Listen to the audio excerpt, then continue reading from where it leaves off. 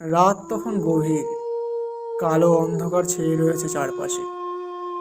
আপনি নদীর কালো জলের উপর দিয়ে দাঁড় বাইতে বাইতে একা নৌকা চালিয়ে আসছেন। একটা ঠান্ডা হাওয়া বইছে, যে হাওয়াতে আপনার গায়ের লোমগুলো খাড়া হয়ে যাচ্ছে। আচমকা আপনি একটা মেয়েলি কণ্ঠের হাসির শব্দ শুনতে পেলেন। তারপর সামনে তাকাতেই দেখলেন নৌকার ছাউনির তলায় বসে রয়েছে একটা মৃত মেয়ে, যার মুখটা ভয়ানক। হ্যারিকেনের হলুদ আলোতে তার চোখগুলো যেন জ্বলজ্বল করে উঠেছে। এইরকম মুহূর্তে মাঝ নদীতে একা আপনার কতটা ভয় লাগবে?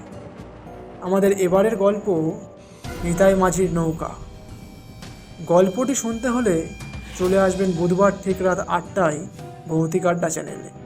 আর চ্যানেলটিকে সাবস্ক্রাইব করতে ভুলবেন না। গল্প পাঠে থাকছি আমি সৌমেন।